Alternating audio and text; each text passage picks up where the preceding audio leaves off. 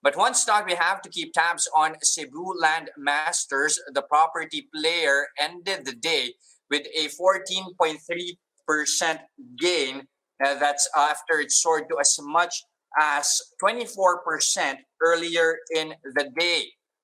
We have a very significant development here coming from the property player, with investors cheering on this bit of news after CLI gave the go signal for the distribution of 1.91 billion shares as dividends. Each shareholder set to get 123 shares for every 100 block of shares, subject to the approval of the SEC. Cebu Land Masters now priced at 6 pesos apiece.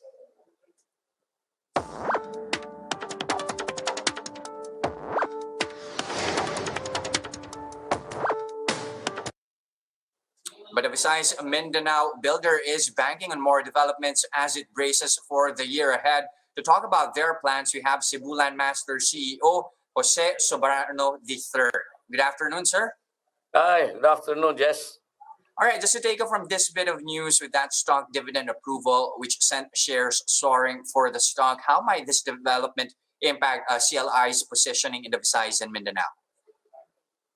We had this special stockholders meeting this morning, approving the increased authorized capital stock of Cebu Land Masters up to 10 billion pesos. And as you mentioned earlier, the stock dividend for every block of 100 shares entitles to about 123 shares.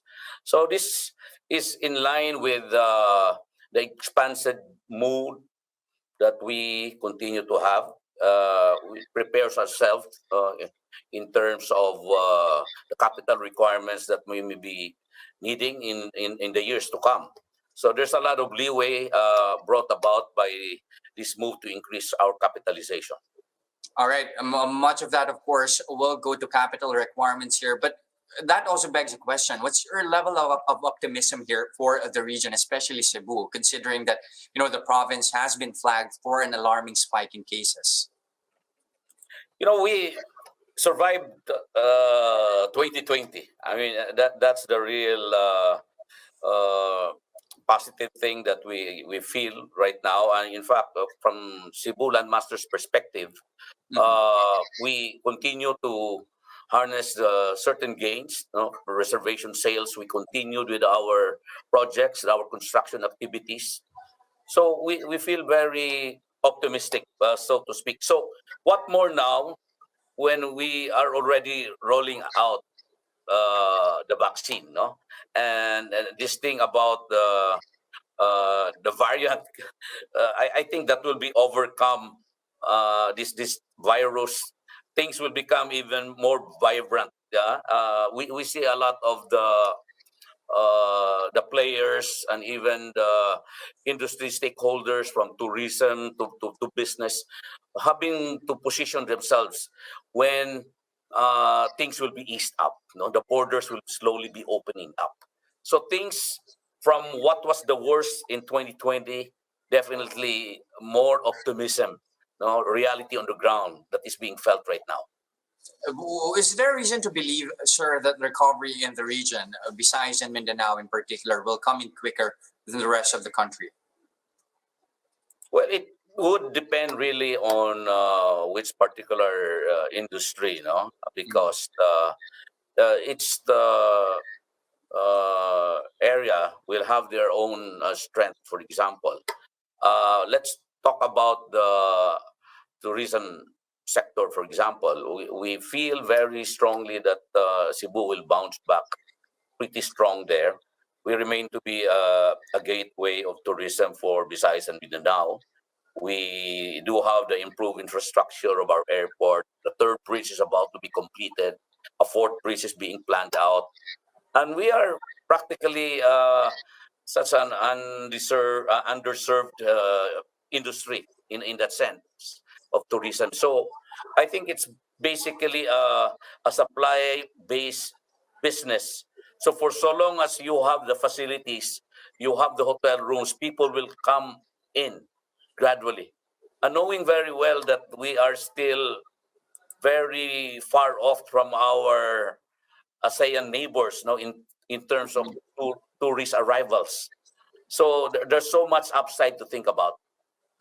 Good thing that you pointed that out, sir. Is this precisely what you're banking on with this development, Masters Tower Cebu, which in turn would also house Cebu's first five-star luxury hotel, if I'm not mistaken?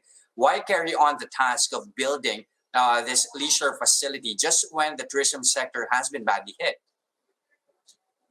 Well, as I mentioned, we are preparing for the rebound, no? And we have to be honest about this. This particular project, we planned pre-COVID, no, Okay. but we never stopped the planning. And right now, the things have been ironed out in terms of not just of the plans but also the permits.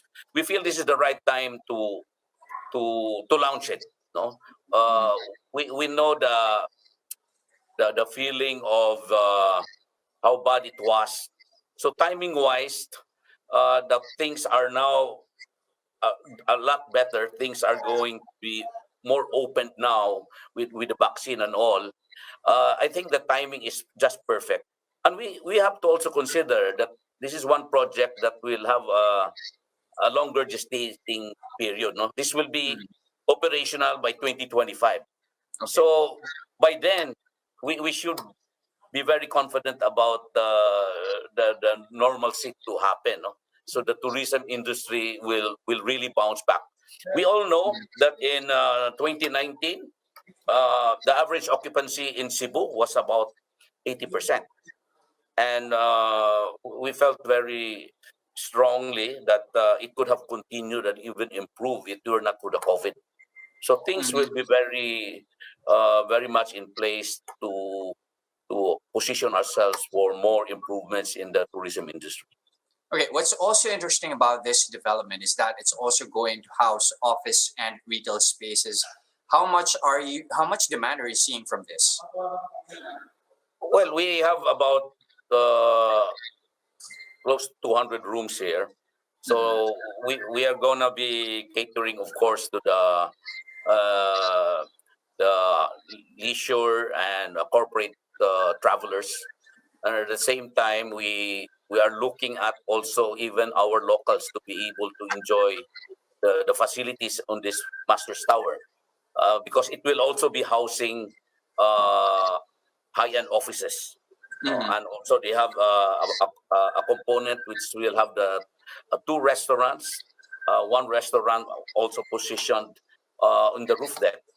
So these are elements of Masters Tower that we feel that could attract a big segment of the affluent travelers market, no, which is basically a strong potential and has not really and we don't really have that much international brands operating here in Cebu, and this will be a real opportunity harnessing that kind of a potential. Okay, and lastly, before we let you go, sir, give us an idea. What's your outlook here for the region, especially when it comes to the housing market? CLI, of course, remains to be at the forefront. You have a 12% share in Visayas and Mindanao. Take up is at 83%. What's the outlook here for the year? We will continue to be very strong in the residential uh, housing market. This is where we all started. We Mhm. continue to grow here significantly. But instead of adding more uh, key areas or cities to operate in, we will be consolidating. So we're in 15 cities. So we feel that our expansion will be still basically on the cities.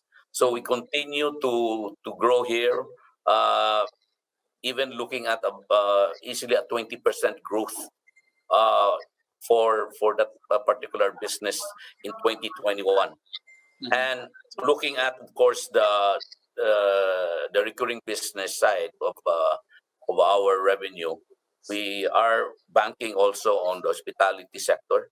That in the next 4 to 5 years, this will contribute strongly 10% of our total revenue. But basically, we will be led in VisMin by our strong residential product, which has served the market very well. All right, big goals there for the year, especially when it comes to your residential unit, given that we are still in the middle of a pandemic. Thank you very much for your time this afternoon. Cebu Masters CEO Jose Soberano III. Thank you, sir. Thank you.